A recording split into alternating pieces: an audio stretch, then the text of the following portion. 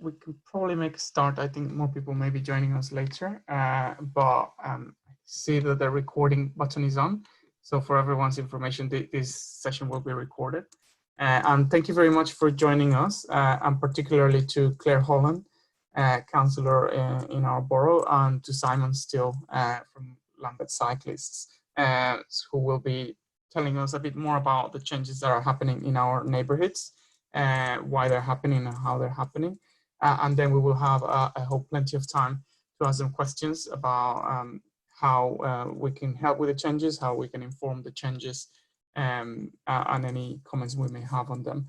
So thank you very much, both of you, for joining us. I would like to probably start by giving 10 minutes to Claire to tell us a bit more about the changes in the transport infrastructure in Lambeth during these times and the reasoning behind them.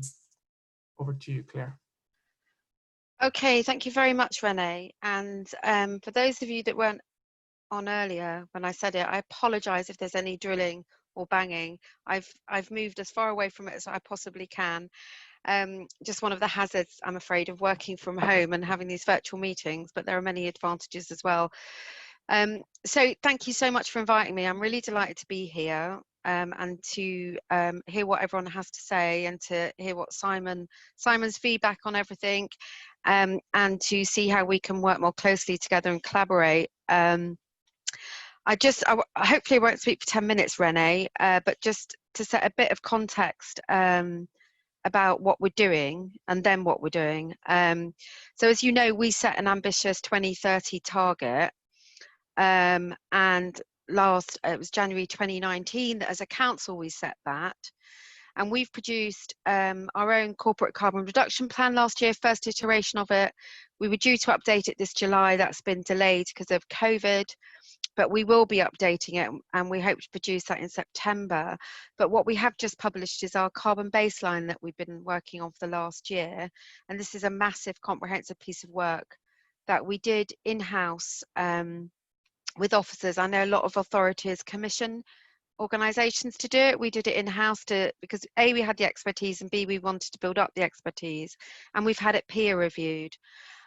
So that's quite a big piece of work for us to be able to set then that baseline, so that we can start to really measure and set our pathway to net zero 2030. I'm very open to and welcome comments and input into that. And we're very aware that we have to broaden the conversation and offer political and civic leadership throughout the borough to residents, business, community groups, etc. And because there's now going to be a gap between our Citizens' Assembly, because it was due to take place in May, but it had to be cancelled because of COVID, we're launching this week our online climate action hub, which is going to be where people can come together and share ideas, see what's going on in the borough, post comments, post ideas, and all that will hopefully feed into us improving our work as a council, us improving our relationships with each other and what we're doing, and also feed into the Citizens' Assembly. We are continuing to do all the different projects that we've been doing and working with people, such as repowering on solar panels on our estates and schools, Brixton Beard and Cross River Partnership on the electric van, and consolidating micro deliveries around Brixton Town Centre. A lot of it obviously had to be halted during COVID, but we've also learnt a lot from COVID. So we're hoping that we can feed in that learning and speed up those collaborations and those outcomes, and continuing to do things like Library of Things, which I don't know if you know, but it's based in Upper Norwood Joint Library, and we're trying to expand it, and that's about reusing and preventing waste. So to move on to our transport stuff, that's just the context of where we are, and that we're continuing to work with people and want to create new collaborations and strengthen the existing ones that we have. So as you know, last year we published our transport strategy and implementation plans, where we set out our road hierarchy of pedestrians, cyclists, public transport, and then the motor vehicle. We've got our healthy routes work, our partnership work that we were doing at TfL on things like Brixton livable neighbourhoods, the A23, stuff around Voltaire Road, plans that we had in Waterloo to do. That's all stopped, sadly, because of COVID. But what we've been able to do in COVID is look at the world in a different way. And what happened is we realised after sort of the first few weeks of quite intense lockdown, and the first month, we realised that as restrictions eased, we were going to face a real danger of a car-led recovery. Because I mean, you know, who amongst us didn't enjoy the reduction in cars, being able to hear the birds for the first time, etc. We looked out and saw that our communities are using our streets differently. They were exercising, socialising, playing because the parks were locked, the gyms were closed. In Lambeth, 70% of households live in flats. The majority do not own or have access to a car. This is especially true in the north of the borough. As I'm sure you know, that we're a very unequal borough. We have a third of our children growing up in poverty. And we know that from pre-COVID, nearly 10,000 Londoners a year were dying from toxic air-related condition. And we know that COVID is a disease that hits the respiratory system. It disproportionately impacts older people, those with underlying health conditions, and residents from Black, Asian and minority ethnic communities. We also know from all the research in our work that most people with the disability do not have a mobility problem, that those that do are less likely to own a car, as are low-income households and women, and that those from low-income households, Londoners, young adults, those with a disability and women are at relatively high risk when it comes to motor vehicle accidents, and that walking is often the only option for people without access to a car, among which low-income households, disabled residents and women are overrepresented. And we're being asked, deep in lockdown, we weren't using public transport, and now we're either being asked not to use it or we're fearful of using it. So currently, right now, that's not an option for a lot of people. But for us in Lambeth, this wasn't just about looking at how we reach our 2030 target and reducing carbon emissions and cleaning up our air. It's about tackling all those inequalities at the same time and achieving equity underpinning and running through all that we do. So we published our emergency transport response in that context that I've just set out for you, because we wanted to avoid going from one health crisis of COVID to another and avoiding and preventing a dominant car-led recovery. So we look back at that work that we'd done in the transport strategy, all the data we'd collected, the healthy route staff, the cycleway staff, all that knowledge. And we looked at that and the programme that we had planned, and we overlaid it with COVID considerations. And those COVID considerations are, for example, enabling residents to continue to be able to move safely around their neighbourhoods, to walk and cycle, to access town centres, to support a local recovery and a green recovery, and to support residents beginning to go back to school and work. So we looked at altering the priority of for example, the low traffic neighbourhood programme that we had devised. We had devised one of creating 3 low traffic neighbourhoods in 3 years, and now we're trying to do 7 in 5 months. So it's quite ambitious, and we reprioritised the programme. And the reason we did that was because of those COVID considerations that I've talked about, because we've got the Q5, the Quiet Way 5, which is a strategic cycle route that Simon can tell you lots about, that runs from the south to the north of the borough, through all the town centres, from Clapham to Vauxhall, to Stockwell, to Vauxhall, to Waterloo, and you can access Tommy's and Guy's from there. And we were being asked to support our essential and key workers to get around. We were also mindful of construction being one of the first industries that was going to go back. And we were right, it was one of the first ones that Boris Johnson said could go back to work. And with all the construction happening in Vauxhall and all that we knew about where that construction traffic was going to go, we were conscious of that having a profound impact on the community. So we decided to, our traffic guys recommended that the first neighbourhood we should prioritise was the Oval to Stockwell one, in order to facilitate that strategic cycle route, and also for all those other factors that we talked about accessing town centres and that construction traffic. We also had done lots of work around traffic counts and traffic surveys and traffic flows in the area.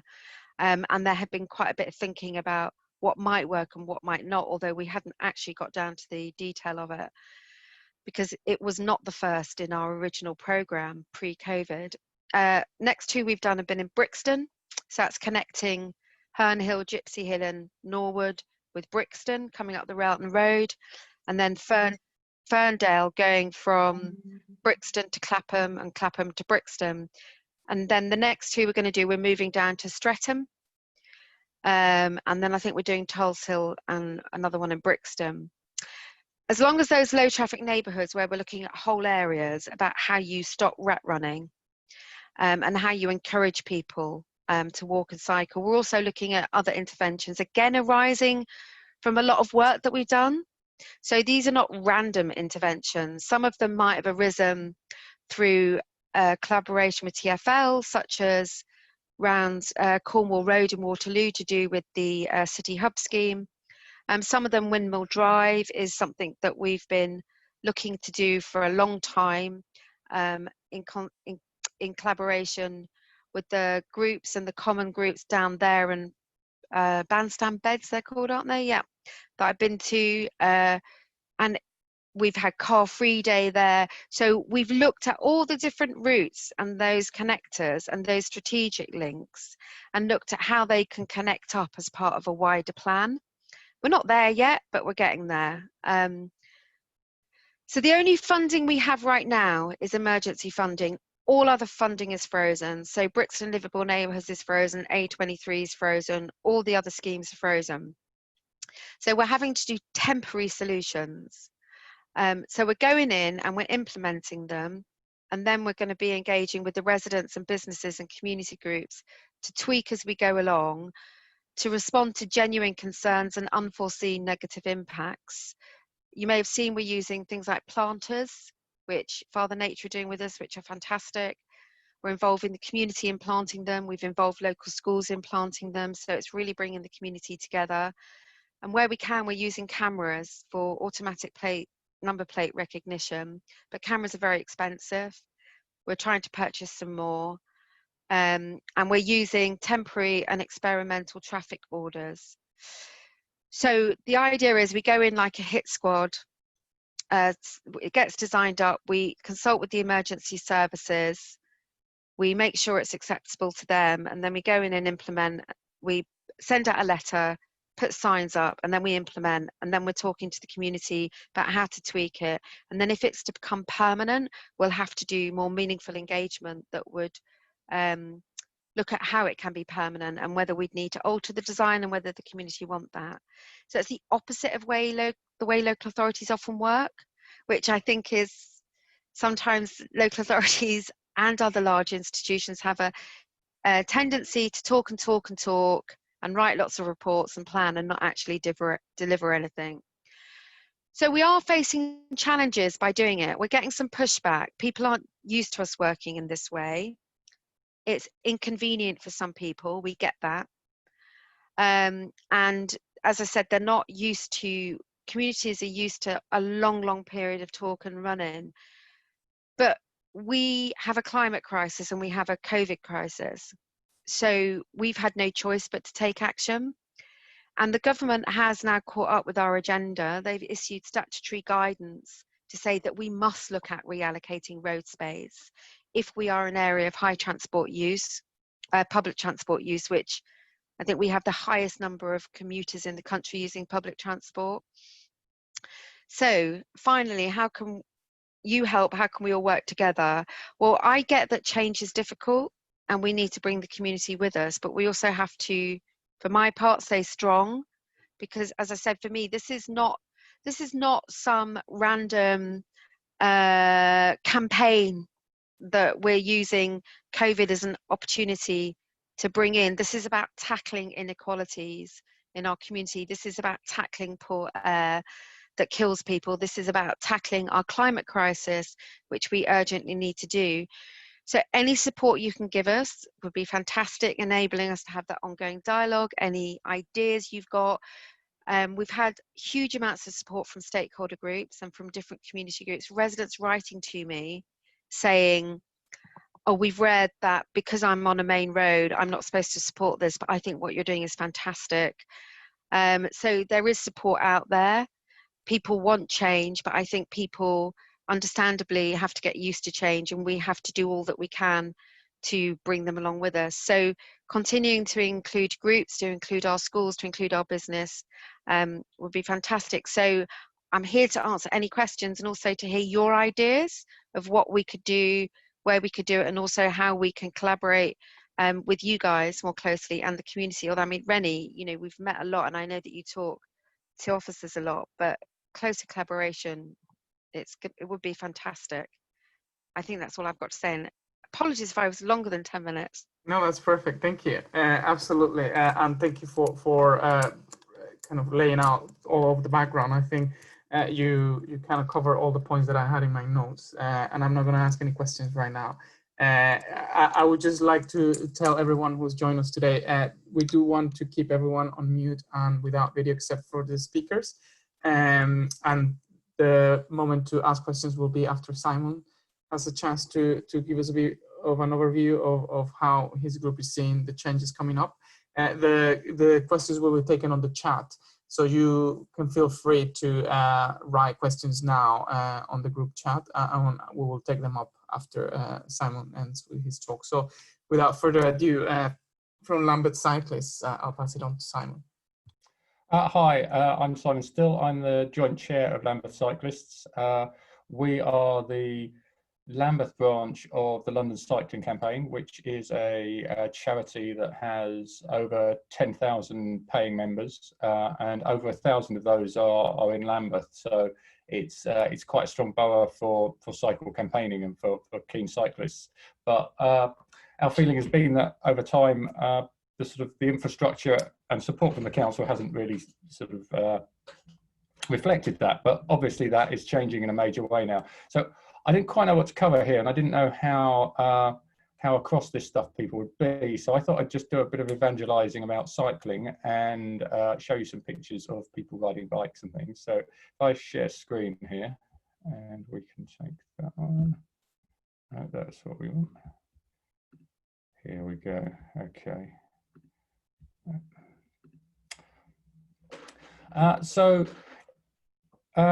There are loads of quite detailed strategy documents that Lambeth have written, and they're really good, but they're quite difficult to find. So if you want to go to our website at any point, there's a sort of summary of them here under this Our Vision for Lambeth section. The basic things that we campaign for are walking and cycling to be prioritised over motor vehicles on Lambeth streets, low traffic neighbourhoods, which remove through traffic from our residential streets, and protected space for cycling on main roads. So all of those are being delivered under the council's COVID plans, which is really great to see. This is our own map based on Lambeth's information that they published. And this shows the low traffic neighbourhoods and healthy routes that are being accelerated as part of COVID plans. So you can see there, up in the north of the borough, the oval low traffic neighbourhood with Quiteway 5 running through it.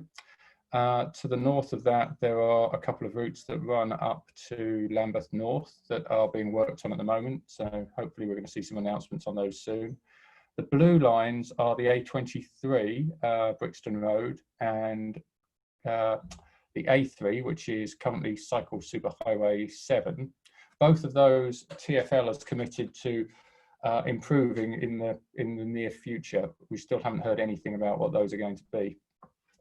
And then you can see the cluster of low traffic neighbourhoods that are around Brixton Town Centre. So that's Railton on the right, Brixton Hill, Tulse Hill, Ferndale, and the two in Streatham there. So we're hoping to see all of that in the next few months. This is what happens if you provide for cycling really well. These are the new lanes on Bayliss Road between Lambeth North Station and the Cut, and you can see those really high quality protected lanes there that go behind the bus stops. And I went up there to take some photos, and this guy happened to cycle past with his kids in his cargo bike, looking very pleased to be there.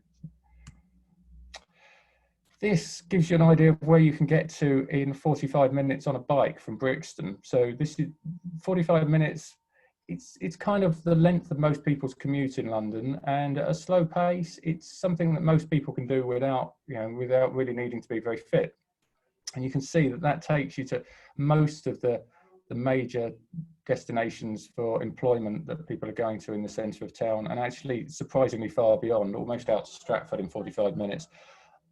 This is a rough guide, so I can't tell you that this is going to be exact in all directions, but there's a few places that I go that are right on the edge of this, and you can get there in 45 minutes. So out to Shepherd's Bush and down to the far side of Richmond Park, where you're getting onto Kingston, are quite gentle rides at that distance. That's another shot of Bayliss Road. As you can see, more and more people riding in normal clothes now. There's the rate of sort of lycra wearing and specialist kits has just fallen off a cliff during COVID and lockdown. Seeing far more people just looking comfortable in everyday clothes, which is lovely. This is the Oval low traffic neighbourhood. That's Fentimore Road, that used to be a horrible rat run. With the road closed, there are far fewer cars turning off the A3, which means this junction, which was previously a black spot, is now much more comfortable. This is Windmill Drive, running through the middle of Clapham Common. I've no idea why you've been able to drive through there and take a rat run through the middle of the common, but finally now you can't, and almost immediately it feels a very different place with the planters there that Banstead Beds have put together that Claire was talking about. And this is Railton low traffic neighbourhood. That's Shakespeare Road, which is one of the more contentious bits of it. But again, this used to be a horrible rat run, 3,500 vehicles a day running down Shakespeare Road. It was not a pleasant place to be on a bike, but it's very different straight away, even before the cameras have gone in and the scheme has really taken full effect. As Claire mentioned, these changes aren't being met without some resistance. So the residents on the north side of Shakespeare Road are particularly angry about what they see being cut off from Herne Hill. We can talk a bit more about Bike Clash if you've got any questions about that in a moment. But what you do see, as we've said, when you start putting these filters in, is you get a lot more people on bikes. And the road's not just open to bikes, the roads are open to pedestrians, kids on scooters, disabled people, and of course, everyone who wants to ride. Now, part of the resistance you'll hear is that people can't cycle with children, or they can't cycle with heavy loads. Older people can't cycle. This is actually the grandmother of Mums for Lungs campaigner Jemima Hartshorn. She's 87 years old and still rides her electric trike daily, and as you can see, she can carry heavy luggage with it as well.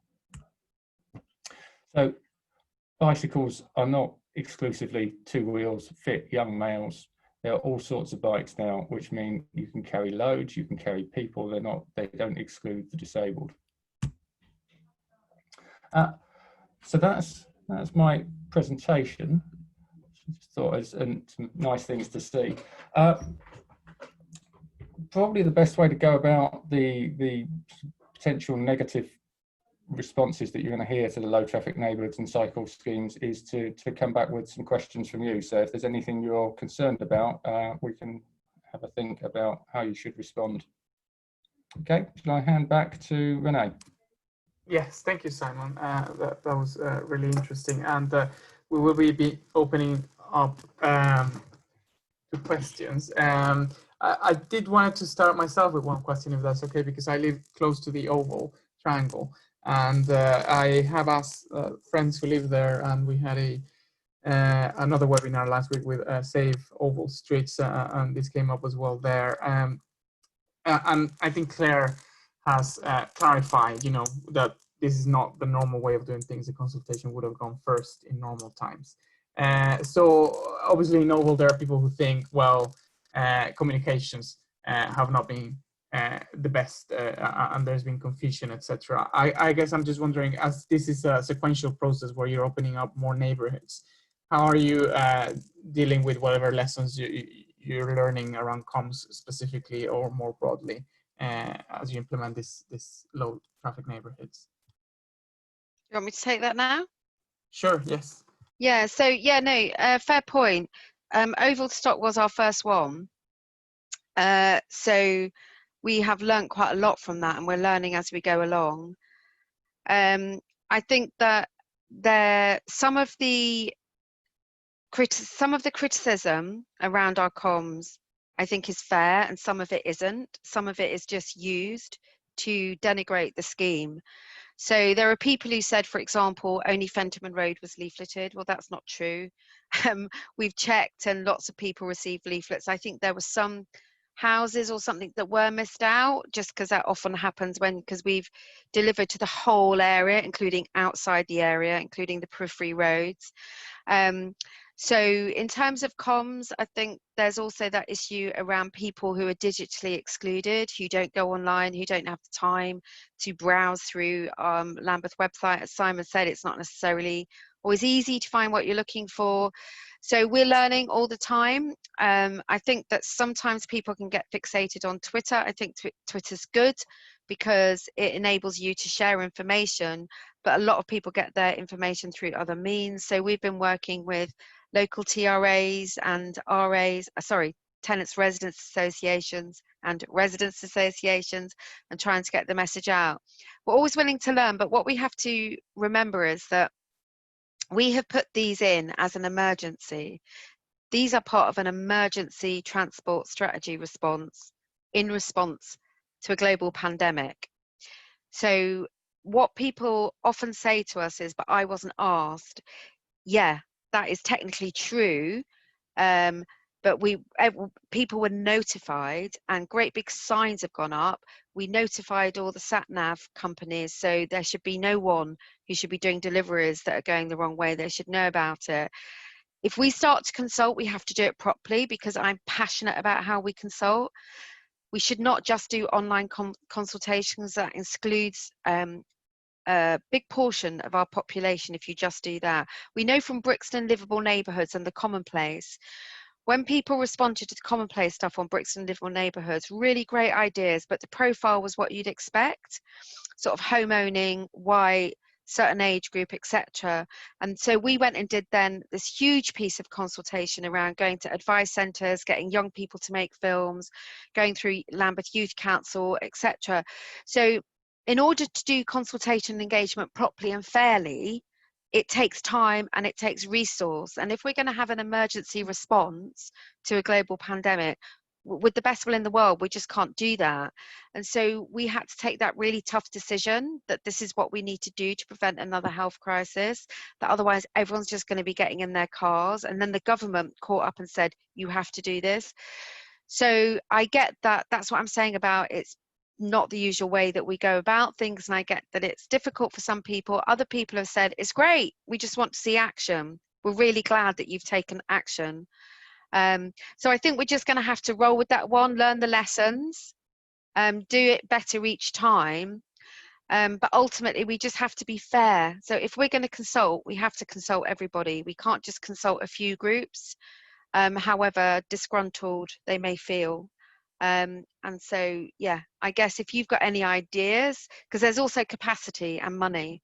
We've got, as I said, we've only got funding for emergency transport implementation stuff. Under COVID, COVID has cost us as a council just under 50 million. Mm-hmm. Robert Jenrick said, whatever it takes, and the government are now reneging on that. So we're going to have a massive gap. Some councils are on the brink of bankruptcy. Thank goodness we're not, but times are tough, and that's based on 10 years of austerity, where we've actually been criticised for our comms budget in the past. So we're really glad that we maintained a comms budget and that we have a comms team. And a lot of it is online, and it's just the cost and the time and the resource and the capacity to do it so widespread when we're doing so much so quickly. But if people have got ideas, wow, we're really open to them. and welcome your I'll pass input. it on to Simon in case you have something to add on communications, Simon. And as Claire is saying, it is open for what could we do as part of the movement.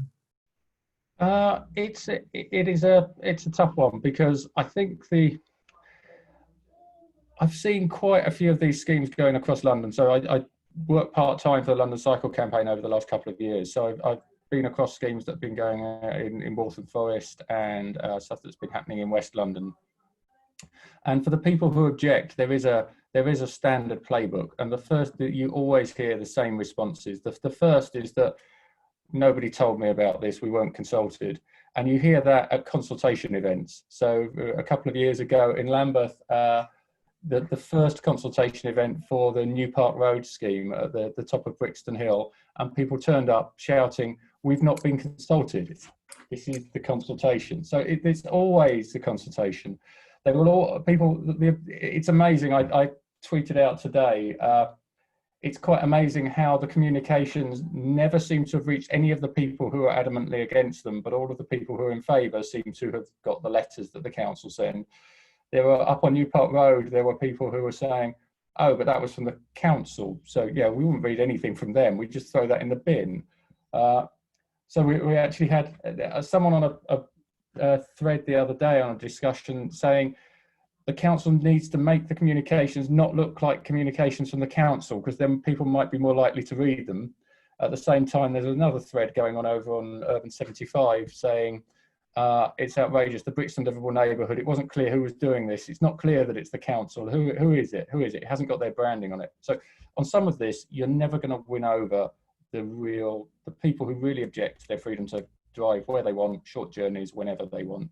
So there's a sort of there's a proportion of the population who are just going to hate this, whatever. The key is communicating to the sort of the middle, the sort of 60% in the middle maybe, who are sort of undecided, and they'll react to the negative stories and they'll also react to the positive ones. So I think the thing that we're trying to do in some of the other low traffic neighbourhoods now is to really sell the benefits, to get people out there, you know, showing that they're enjoying them, riding their bikes around, walking their kids, decorating the planters, doing that sort of thing. And we've been setting up support groups via WhatsApp ahead of the schemes going live, so that people are already talking to each other about what's coming. So we're going out and explaining the benefits and trying to get people on side. Excellent, thank you. I will now move on to the actual questions from the audience. And the first one from Emily is around people with disabilities. She's seen a lot of pushback, some of the changes to prioritize walk and cycling, and that may not be inclusive for people with disabilities. So there seem to be like conflicting messaging here. Some people may like it, some people no. Claire mentioned some statistics about the households with disabilities not using cars to travel. Can you clarify what is the level of understanding of the impact on different people with different disabilities? So sorry, I'll pass it on to Claire. I need to be more clear with that. sorry. So we work with Wheels for Wellbeing, which I'm sure you've all heard about, is a disability rights group that is campaigning for people with disabilities to have more mobility, whether that be through cargo bike or however, and also they have a huge amount of expertise and offer us advice, etc., about implementation. We also work to the London standards that we're supposed to work to regarding this. And also we have a lead disability officer, a political lead disability officer, Councillor Tina Valcarcel, who has fed into all of our low traffic neighbourhoods and given us links to other disability groups. So for example, next week I've got a meeting with her and the Royal National Institute for the Blind. We've already had feed-in from different groups, but it's like really important that we keep the dialogue going, because as we adapt the schemes, we learn more and more. So we've made a conscious effort, as we should do, and tried really hard to make sure that we are doing schemes that are inclusive, fully inclusive, that are actually enabling people, whatever your mobility or ability or whatever, to be able to walk around the neighbourhood safely and to make it more safe for people. And so we're continuously open to learning about that and to continuing that dialogue. I mean, I think there's an assumption that if you have a disability, you have a mobility problem, which the stats don't bear that out. But if you have a mobility problem, you're going to have to drive. Whereas, in fact, as the disability movement will tell you, a lot of people with disabilities are, are really economically disadvantaged in our society, because that's what we do, because we're an unfair society, and actually cannot afford to own a car. And therefore, we need to make sure that when we're doing stuff like Simon said, the lanes should not be cycle lanes for racing bikes. There should be lanes for families with trailers, for people with cargo bikes, etc. We've also been lobbying government to say, as well as asking us to provide the infrastructure and the small amount of funding that London has had compared to the rest of the country, because we've been disproportionately disadvantaged in terms of the spread of funding in London. But the small funding that we have had, we're saying we want to also have funding to be able to do cycle training and to have cycle stands. And that means cycle stands for adapted bikes as well as two-wheel bikes. And so there's all that, as well as the actual lane, is to give people the confidence to be able to cycle, and also to have somewhere to store and put your bike, whatever bike that is. On the stuff about the stats that I was just quoting was from the research that Rachel Aldred from the City of Westminster does. And I can circulate those links if no one's got them, but she does amazing research on equalities and transport and stuff. So I would definitely encourage people to read that if they haven't read it already. Yeah, is there something you want to add, Simon? I can see that Rufus also asked if people with disability badge holders can... I can see the questions there. So, okay. So somebody asked about, where was the first question? Sorry. It's at the top. At the top there, right? Okay. The first point is every address in a low traffic neighbourhood is still accessible by car. So there's no one who can't reach their home or any of their destinations by car. The only thing that changes is sometimes they might not be able to go with what used to be the shortest routes. So there is an impact for some journeys, but the usual way that we try and sort of explain it is that it's because of the size of the low traffic neighbourhoods, the increase in journey time in any one direction is almost never more than 4 or 5 minutes, even at peak hours. And on any journey that people really should be making by car, that's not going to be material. If it's your weekly shop and you do drive to Tesco and you fill the boot of the car, and it used to take you 10 minutes to get to Tesco, and now it takes you 15 minutes. So it's half an hour traveling and not 20 minutes in the car, but that's not the whole of that task. Going to Tesco takes you an hour. Unpacking the shopping when you get home takes you 20 minutes. So that whole job of going shopping for the week is 2 hours. We've only increased that by 10 minutes by creating a low traffic neighbourhood. And that's really when people talk about people with disabilities being trapped in their homes or unable to reach their nearest shop, the impact really is being overstated. And I don't think most of the people who are shouting about this are sincere. These aren't people who were really worried about the accessibility of shops for disabled people before we talked about restricting their own ability to drive somewhere. So can I just add to that, Renee? That's absolutely right. Because if you follow Isabelle Clement on Twitter, and you'll see that there's some frustration within the movement where they feel that rather than, as Simon said, people sincerely or authentically advancing and supporting their causes, it's actually being hijacked in a negative way. I will get onto that, I think. I think we all need to be really careful about that. Exactly. That's true. And also that Rachel Aldridge's research is really, really clear about, if you have a disability, you're more likely to be at risk of a road traffic accident, for example. So reducing cars, reducing speed is about levelling the equality playing field. And I think the one thing I'd add to that is it's partly related to Wheels for Wellbeing, but that's not the only solution. If you are a disabled person and it's a long journey you've got to make, we're not really making any difference to it. It's a few minutes extra. If you're a disabled person and it really is reaching the corner shop that's 500 meters from your house, or a 3-minute drive, even if you're disabled, is a 2-ton 5-seater petrol or diesel driven car really the most appropriate vehicle to make that journey in? And can we try and move those people to something that is less polluting? There are a lot of other ways of getting around that aren't a car, that are capable of carrying some luggage and dealing with short trips. Thank you. Yes, I'll move on now, just because there are other topics coming on, and I'm reading here from Peter around how we're engaging other stakeholders, particularly the NHS and the London Ambulance Service. How can we use lanes in different ways, basically as emergency and as cycle lanes? I guess, Simon, do you want to go first on that one?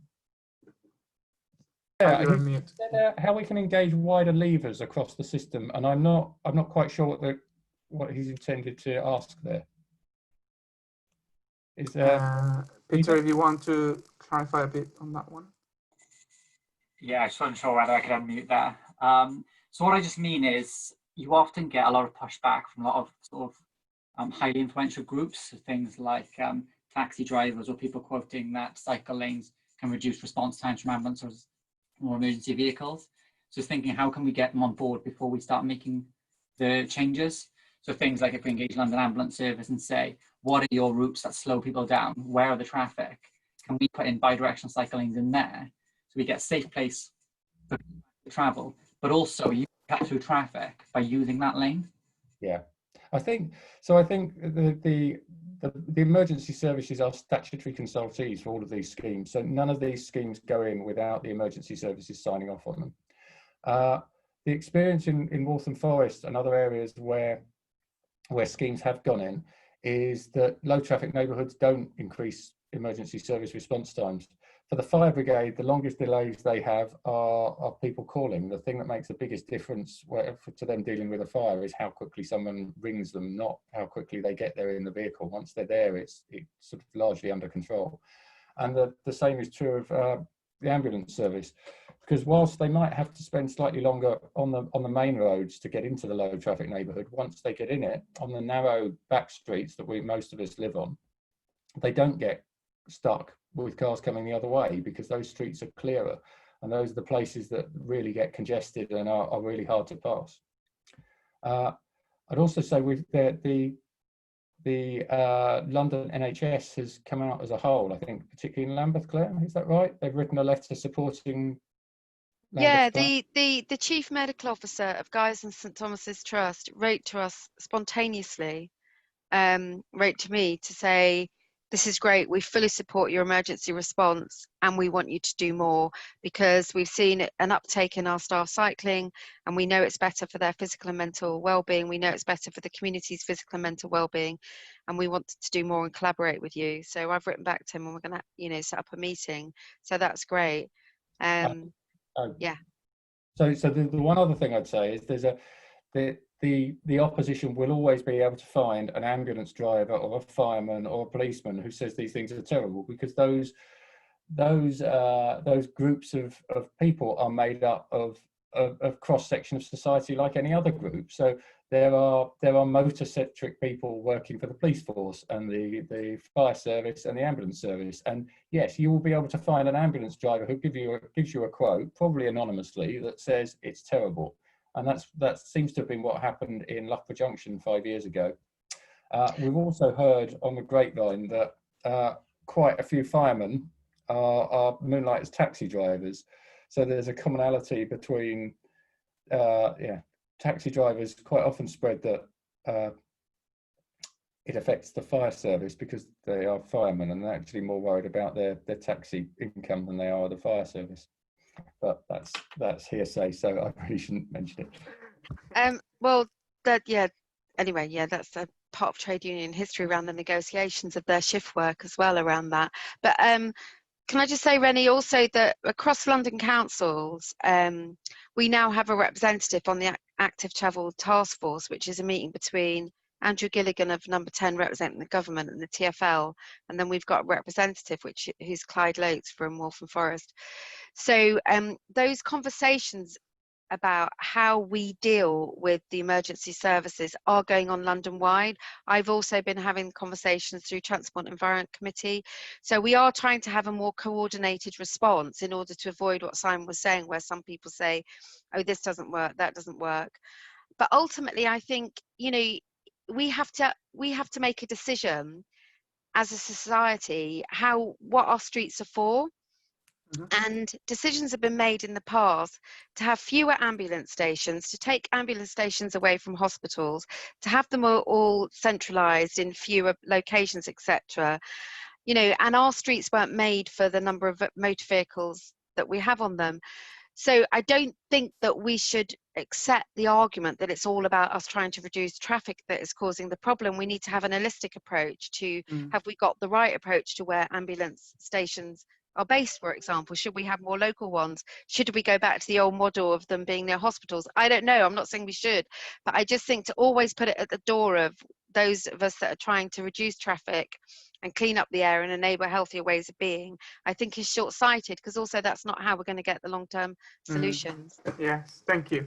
I'll move on, just as you say, in the holistic kind of what kind of roles we want, what kind of communities we want. Emily's asking a little bit about the concerns around making communities more enjoyable and therefore fostering gentrification and kind of changing the demographics in our communities. I think I've seen this discussed as well in the LTN WhatsApp group. So maybe I'll give Simon a first stab at this one. I think of concerns around kind of social cleansing by having these schemes.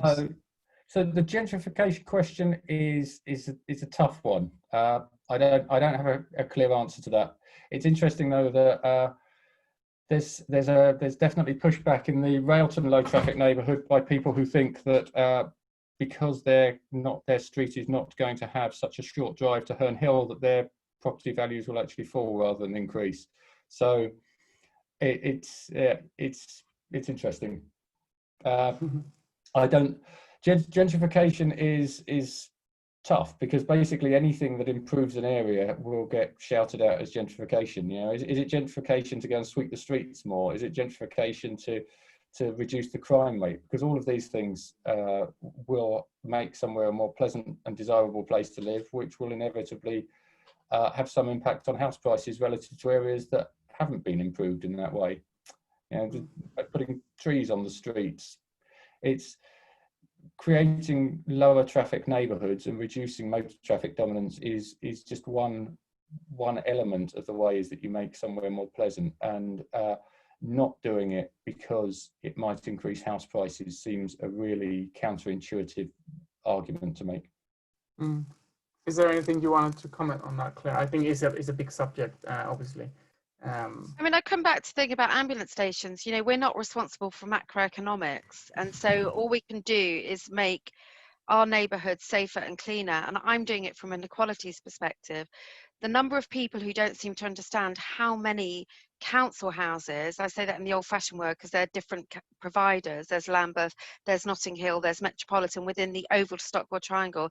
They're phenomenal, and I don't understand why working class people remain hidden from middle class people who go around saying, oh, this is really bad, you're just doing it because these streets are posh. I don't see the posh houses. Yes, they're there, but I see these huge council estates because as a Labour councillor, I have to do casework for them. I have to go around and knock on their doors. And I see people who don't have any access to any private space, who can't afford to own a car, who are struggling on universal credit. And I feel if I can't make the streets around their neighbourhood nicer, then what am I here for? If I can't enable them to have healthier choices, which is why it has to be tied up with things like bike storage on estates, because post Grenfell no one's allowed to put their bike on a balcony or walkway. So it has to be tied up with where are we targeting when we get it? The money for bike training. We want to target at school and groups who don't normally cycle. It's why I said to Andrew Gilligan, you can't introduce all these massive cycle lanes and yet people can't afford to buy a bike. And you can't abolish free under travel for 18-year-olds when they can't afford to buy a bike. So I think it's about making sure we do all that bikeability stuff around it, but ultimately we working class people are benefiting from these low traffic neighborhoods. And yes, I don't agree with house prices going up. I'm a homeowner, but I don't agree it. And so, but that's something that I, as a Labour Party member, I want, you know, a fair economic policy that stops this ridiculous thing. But we can't be responsible for that in our low traffic neighbourhoods. So I'm doing it because we are an unequal society. Over 70% of people in the Oval to Stockwell Triangle, you know, area live in flats and live on benefit, you know, not over 70% of them live in benefits, but they live in flats, they don't own a car. And the majority of those are people who are lower income households. So that's who I'm doing it for. Excellent. Sorry about that passionate response to the people who aren't here. Thank you for that. The next question is around moving on to a permanent solution. And I think you discussed a proper consultation will need to take place. This question is more about the physical aspects of what's there right now, the planters, and what will be there if we move to a permanent solution. What would change there physically? I don't know. I saw that comment. I love the planters. I don't want the planters to go, because also the planters are what engendered that community spirit and ownership of maintaining that. We had Archbishop Tennyson's students came and did the planters on Claylands Road, and we had our the local gardening group teaching them how to plant, and it was fantastic. So no, I don't want the planters to go. What I meant was, I guess I want to get rid of the flying motorbike signs because they drive me insane because no one knows what they mean, but we have to have them there because the emergency services wouldn't permit us to have no entry. So I guess it's just like also talking to the community about, are they in the right place? I meant more that rather than the physical planters. So should this barrier be moved up to there, or can you actually physically close a road and then have the next one open? In Lambeth, we've been very cautious. We've kept, apart from on a couple of occasions, so that all emergency vehicles can get through. Other boroughs have actually put bollards in the middle and things like that. So I guess I meant more like that, but I agree. Sorry, I forget, was it Rebecca who said about the planters or Emily? I don't know. Okay, I agree. The planters are lovely. I don't want them to go. Although I think I'll just put a link in the chat. It's worth looking at the stuff they've done in Waltham Forest, which is the same sort of schemes with a lot more money. So one of the drawbacks with planters is they tend to need watering. The actual roads around them haven't changed. So you can take those places where the planters are now and make those permanent flower beds and make larger sort of community garden areas. You can make nicer paving. You can make those areas that are no longer a through road feel much less like a through road, but that takes time and money. And actually, I was putting on a post the other day. I think the way that these schemes used to work, and they've worked elsewhere, is there would be a year or 18 months of back and forth and consultations and fear mongering and worry about what ongoing effects there might be and whether there were knock-on effects and whether things were in the perfect place. The way we're doing it now with these planters means we don't have to worry about that so much. If one of these sets of planters isn't in the right place, we can get a forklift and we can move them 20 metres up the road or 50 metres up the road or to the next junction. Which is why we've done that. Yeah, you're right, Simon. If you've done it in the Waltham Forest way, those changes never happen because you've spent £100,000 on that junction, so you're not going to move it now. Whereas we can make sure that these schemes are really good, and then over the next few years spend the money to make them look beautiful. And I love the planters, but I'd love a brick-built raised bed that has more space to plant things and that's more self-sustaining and doesn't need people to keep watering it even more. Thank you. I'll move on to Chad's question. He is basically asking what's happening in neighboring boroughs. How are you working together with them? How can we work better with them? Because obviously cycling is not a Lambeth exclusive geography situation. It's something we want to enable everywhere, really. I'll start with Simon, if that's okay. So we obviously work closely with the borough branches of the London Cycling Campaign on either side. So for us particularly, that is Wandsworth cyclists and Southwark cyclists, because people don't... Oh, sorry, Simon, I think we've lost sound there. Can you try again? Yeah. Okay. Yeah, it's better now. Yeah, I get people don't live in one borough, they live in London. And until I started campaigning, doing a lot of cycle campaigning, I didn't know where the borough boundaries were and where I crossed them. You know, my route took me down some roads and it took me down some other roads, and some places were better than others. So we do jointly campaign, but ultimately it's for the councils to actually implement these schemes. So the coordination does need to go on at a higher level, but we push for things to be joined up. Claire? We do work with other boroughs, but I definitely think that's a fair challenge that we should work more. We get very obsessed with these artificial boundaries that we have, because it's all about the funding and the accountability and responsibility. And through Transport and Environment Committee, I've been working very closely with Lewisham and Southwark, Westminster, and Wandsworth. So I think we've got huge potential to do that. And I think that's through London councils, and I think we should push that agenda far more. And now's the time to do it as part of these emergency response strategies, as well as the COVID recovery, the economic COVID recovery plans that we're implementing. So I think that's a really fair challenge, and that we should do that more. Okay, thank you. I was looking, I thought we were almost done with questions, but I see a new one just popped up around the Streatham Lodge area, right at the south of the borough, so south of Streatham Common. I guess this question is about, and I think you covered it in your intro, Claire, around how are you selecting the LTNs, because everyone, there's people everywhere who would rather have their neighborhood be the next LTN, if you see what I mean. So this is a specific question around Streatham Lodge area. But maybe you can use that and tell us a bit more about the selection process. So I don't know about that area. I know that we're introducing 2 in Streatham, but I don't know where Streatham Lodge is in terms of the boundary. I suspect it's outside from the question. We're always open to looking at other stuff. So write to me and I'll pass it on to the officers. We're working at full capacity. The officers are exhausted. We're pretty exhausted. We're all looking forward to a few weeks off in August, although we've got masses to do, because the current programme goes up to September, the funding of it.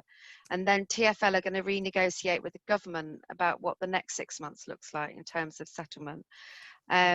So we're always open to new stuff, because and if we can't do it in this immediate programme, then once it's on our radar and we start looking, I was talking earlier about how you link stuff up, then, you know, we talk to people like Simon, we talk to other groups and who've got all this knowledge and information. And as someone just suggested, to our colleagues across borders, which we should be doing much more. So please send that through, because we're always looking for more stuff. I don't know, Simon, do you know, is it outside the ones we're doing? I'm presuming it is further south. I don't, if it's to the south of Streatham Common, it must be below Streatham Wells. Yeah. So I think the Lambeth low traffic neighbourhood strategy, though, is to put in low traffic neighbourhoods across the borough. So the end game is that all of Lambeth is low traffic, and all of the through traffic is kept to the main road. So it's ultimately it's just a question of prioritisation, isn't it?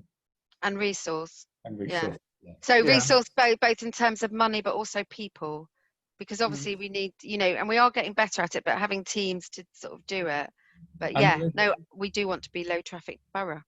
And there is TfL prioritisation. There's a load of data that TfL have produced to look at the potential for shifting people from their cars into public transport, bicycles, and walking for more trips, and that does influence what they will give funding for as well. So whilst Lambeth have their own strategy, if they appeared to be doing something that didn't maximise value, and that's what it comes down to in the short term, it's how can they spend this money most efficiently. I don't think it get funded by TfL. Also, that the government, very much Gilligan's approach, is looking at shovel ready projects. So, for example, if you've got somewhere where we've already done a lot of work and we were planning to do something, and therefore you can implement something temporary quite quickly along those lines, they're more likely to get funded than starting from scratch in an area. We're a bit over time, but I'm going to take the last two questions I can see here. So Rebecca is asking, it appears the focus is on reducing traffic in side streets. Are there any plans and what kind of pushback have you had for restricting traffic on the main road? So I think this also is a question around TfL, and because many of the main roads are TfL, I think.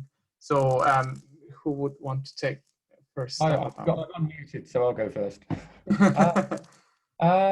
Yeah, so the COVID has made a difference here because low traffic neighbourhood schemes in the way that Lambeth is now doing them can be done very cheaply. You know, I think we're a couple of £100,000 per neighbourhood.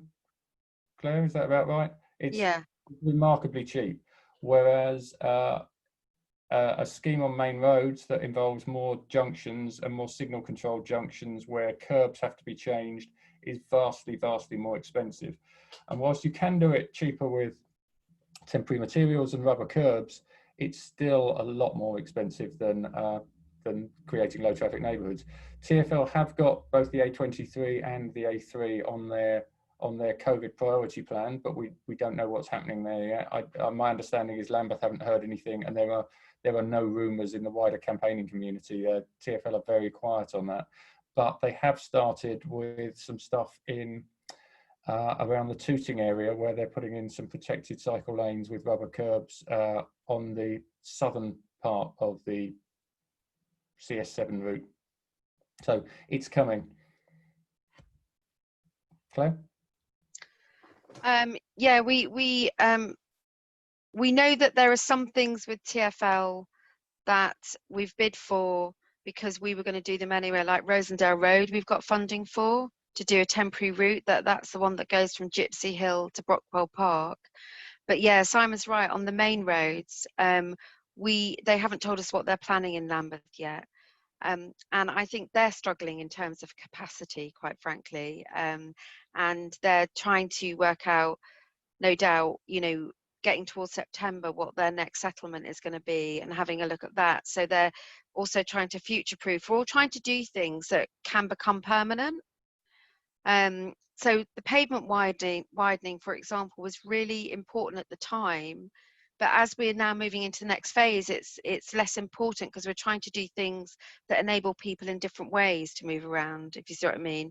So the pavement widening on Brixton Road was great, and that can remain. But you wouldn't then go and invest loads of money now in pavement widening on a tiny bit unless there was a reason why people needed it specifically there, because we're just in a different phase. So I don't know what they're coming at us with next, but we can certainly keep you updated. That'd be great, thank you. And one more question from Andrew, and this is a bit more hands-on. How do we help? And he's suggesting canvassing, consulting on doorsteps, trying to reach individuals less likely to access and review online to get their feedback. What is the manpower? Where do you see the easiest gain where people who want to help can make a difference? I'll start with Claire. So that's really fantastic offer. I think once we're allowed to knock on doors, at the moment we've been told we can leaflet, but I'm not sure we're at the stage where we're allowed to knock on doors. But once we can, I think if people have got ideas about doing community surveys and things that are non-political, because I've got my council hat and then I've got my Labour hat, but then if we wanted to do something non-political, but not on behalf of the council, I think that would be fantastic. And especially around maybe quite complex estates where you need fobs to get in and you'd have to go as a group and then talk to everyone in one day sort of thing, rather than houses which you can knock on the door of an hour a night over a period of weeks. So anything like that would be fantastic. Any networks that you've got, spreading the word. I know that you do lots of work with Simon and other different other groups and that, but yeah, it's getting the word out there. But any and also around things like, sorry Renee to go on, also around things like, you know, the whole thing around micro delivery and consolidated delivery stuff, you know, any projects that you're involved in that we can hook up to would be really great as well. And if you look out for our website, that's going to be our online page, it's going to be launched I think tomorrow, and then any information that you want to put on, any contributions you can put on there. But definitely when we can start knocking door to door, I'd be really up for doing stuff with you guys. Excellent, thank you. Simon, I think you're very involved with the movement, and there are many ideas of doing tours of the new LTNs for people's benefit, helping people get on bicycles. Can you tell us more about what you're doing and how? So what we're doing now, we've been helping kickstart a group to support each of the low traffic neighbourhoods that is going forward. So if anyone lives in one of those neighbourhoods or cares about them or just wants to attach themselves to one that they as they visit or whatever else, drop me an email and I'll give you the contact details for the WhatsApp group. And those are sort of running independently with some coordination across them to make sure that they learn the lessons of what's gone before and they share materials and best practice. If we're also doing a bike buddy scheme it's in its early days yet, but we're trying to match up experienced riders with people who are new to cycling in London, and not to really give training for riding on the road, but even after you've had that sort of initial bikeability training, it helps to get people's confidence up to have people ride with them and show them the safe route, show them how to deal with some of the more problematic things and the tricks that a trainer might not teach you. So anyone who wants to get involved in that, either as a sort of consumer or a provider, again, drop us a line at Lambeth Cyclists. Excellent. Thank you very much. And thank you both for your time today. I can see people are dropping out because we're well over time. It has been really interesting, and we really hope that this platform has given some of our members and the wider audience kind of ideas of what to do next. And looking forward to work again with you, make the LTNs a success, and make them permanent, really. Find a way to make them permanent. So yeah, let's definitely stay in touch. Thank you very much, Claire and Simon. Thank you. Bye. Thank you. Take care, everyone.